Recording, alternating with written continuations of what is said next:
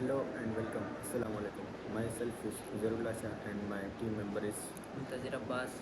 Today we are here to represent a presentation on the topic what are consumer surplus and what are producer surplus and how are they affected by the imposition of a tax.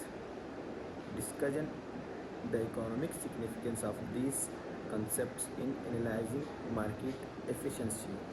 Now Muntazir Abbas will define what are consumer surplus and producer surplus. Consumer surplus and producer surplus. Consumer surplus show how much extra value consumer receive because they are willing to pay more than the market price. इसका मतलब ये होता है कि एक consumer है वो एक गुड एंड सर्विसेज की प्राइस को कितनी विलिंग करते हैं और वो मार्केट में उसको कितने में मिल रही है। सरप्लस तभी होगा जब वो उसकी विलिंगनेस टू पे ज़्यादा होगी और मार्केट की प्राइस कम होगी। और इसी तरह producer surplus shows the benefit producer receive when they sell at a market price higher than the minimum acceptable price. और प्रोड्यूसर सरप्लस ये कि एक चीज़ बनाने में, एक प्रोडक्ट बनाने में, एक गुड को तैयार करने में उसका कॉस्ट कितना आता है और उसकी मार्केट प्राइस कितनी है। प्रोड्यूसर सरप्लस तभी मुमकिन है जब किसी प्रोडक्ट को तैयार करने की कॉस्ट कम आ रही हो और उसकी मार्केट प्राइस ज़्यादा हो। And now Zairullah Shah continues the imposition of tax and the significance of economics and market efficiency. Government किसी भी प्रोड्यूसर पे या कंज्यूमर पे टैक्स इम्पोज करती है, उसका मार्केट पे फ़र्क क्या पड़ता है। मार्केट की प्राइस जो usually increase for consumer and decrease in revenue received by producer. Consumer सिर्फ डिक्रीज होता है जब टैक्स इम्पोज करता है, मतलब कि बायर्स जो पहले पे कर रहे होते हैं प्रोडक्ट पे उससे ज़्यादा पे करना होता है क्योंकि गवर्नमेंट ने टैक्स इम्पोज किया होता है। अगर ये पेंसिल है ये अगर पहले 15 रुपये की बन रही थी तो गवर्नमेंट ने अगर 10 रुपये टैक्स इम्पोज किया तो अब ये जो मिलेगी 25 रुपये की मिलेगी, मतलब जो कंज्यूमर होगा वो उसको 25 रुपये में पड़ेगी।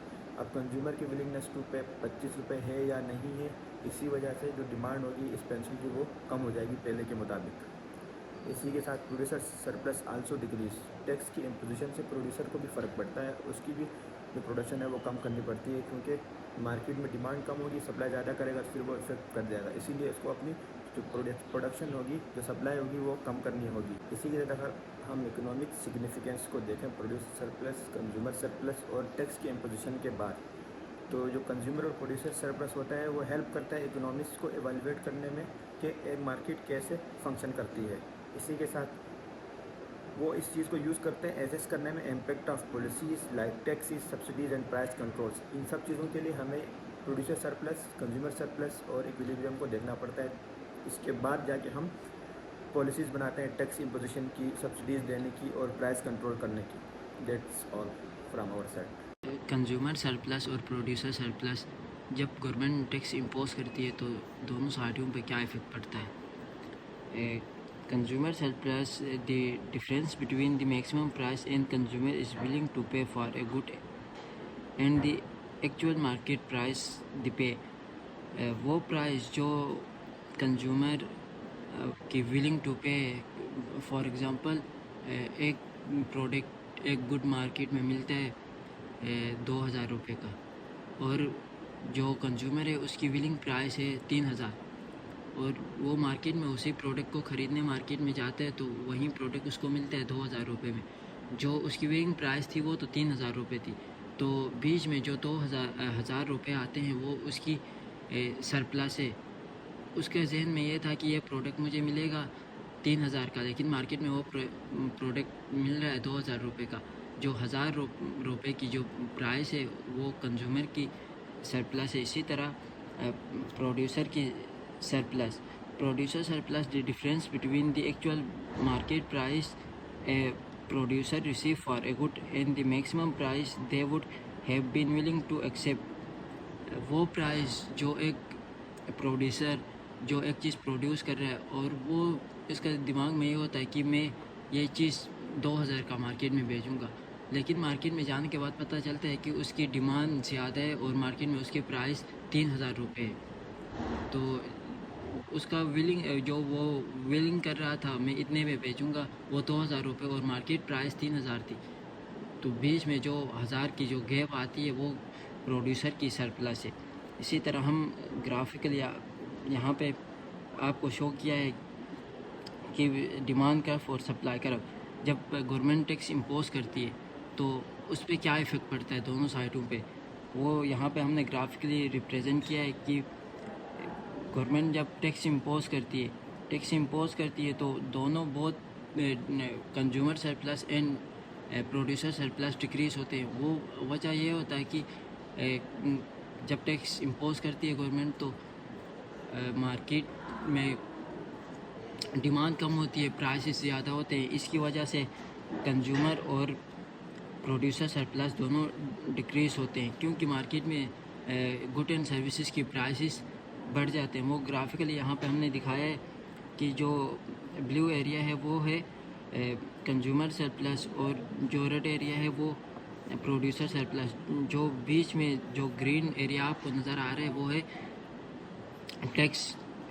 टैक्स हम बोलते हैं कि गवर्नमेंट रेवेन्यू, ये एक हिसाब से गवर्नमेंट रेवेन्यू है, ये टैक्स के फॉर्म में गवर्नमेंट के पास आता है और ये टैक्स दोनों प्रोड्यूसर सरप्लस और कंज्यूमर सरप्लस दोनों को डिक्रीज़ करती है। इसके बाद जब गवर्नमेंट टैक्स इम्पोज करता है तो मार्केट इक्विलिब्रियम में इसका क्या इफ़ेक्ट पड़ता है वो यहाँ पे आप देख सकते हैं। Increase in price, the tax increase the cost of production leading to an increase in the market price. जब गवर्नमेंट टैक्स इम्पोज करता है तो जो प्रोडक्शन की कॉस्ट है वो इंक्रीज़ हो जाती है और क्वांटिटी डिक्रीज़ हो जाती है। The higher price reduce the quantity demanded by consumer leading to decrease in the equilibrium quantity. जब चीज़ों के गुड एंड सर्विसेज की प्राइसेस बढ़ जाते हैं जो प्रोड्यूसर है वो सप्लाई कम कर देते हैं, क्योंकि जो कॉस्ट ऑफ प्रोडक्शन है वो इंक्रीज़ हो जाती है और सप्लाई कर्व शिफ्ट कर जाता है, लेफ़्ट शिफ्ट करता है और जो प्रोड्यूसर की विलिंग टू सप्लाई थी वो कम हो जाती है और हम एक न्यू इक्विलिब्रियम पॉइंट पे पहुंच जाते हैं जहां पे प्राइस ज़्यादा होते हैं और क्वांटिटी कम हो जाती है। वो यहाँ आप ग्राफ में देख सकते हैं। इसी के साथ हम बात करेंगे कि कंज्यूमर एंड प्रोड्यूसर सरप्लस की इम्पोर्टेंस इकोनॉमिक्स में क्या है। Consumer and produce surplus economics में हेल्प करता है इकोनॉमिक पॉलिसीज़ और इकोनॉमिक बेनिफिट और वेलफेयर को मेजर्स करने में। अगर हम इकोनॉमिक एफिशिएंसी की बात करेंगे तो इक्विलिब्रियम पे कंज्यूमर एंड प्रोड्यूस सरप्लस यानी consumer surplus buyers benefit and producer surplus sellers benefit maximize होती है और जो मार्केट होती है वो working efficiently without any waste, मतलब बगैर किसी वेस्ट के मार्केट एफिशिएंट काम कर रही होती है। इसी के साथ सेकंड पॉइंट इसका वेलफेयर मेजरमेंट होता है कि मार्केट अगर सरप्लस है इकोनॉमिक सरप्लस पे तो वहाँ पर हमारे पास वेलफेयर कम्प्लीटली सोसाइटी को बेनिफिट देता है। अगला पॉइंट है पॉलिसी डिसीजन टूल। अगर इकोनॉमी सरप्लस पे है तो गवर्नमेंट यूज़ करती है टैक्स एनालाइज करने में, सब्सिडीज़ देने में, प्राइस कंट्रोल करती है, चेकिंग हो बेनिफिट्स और लॉसेस, मतलब कौन इस पॉलिसी पे बेनिफिट पे होगा और कौन लॉस पे होगा। इसी के साथ इम्पैक्ट एनालिसिस का भी काम करती है। कहीं पर भी इकोनॉमिक सरप्लस हो तो वो हेल्प करती है एनालाइज करने में कि चेंजेस लाइक न्यू पॉलिसीज और taxes affects buyers and seniors. In short, consumer and producer surplus at equilibrium reflect fair prices, maximum benefits, and efficient resources use, all essential for a stable economy.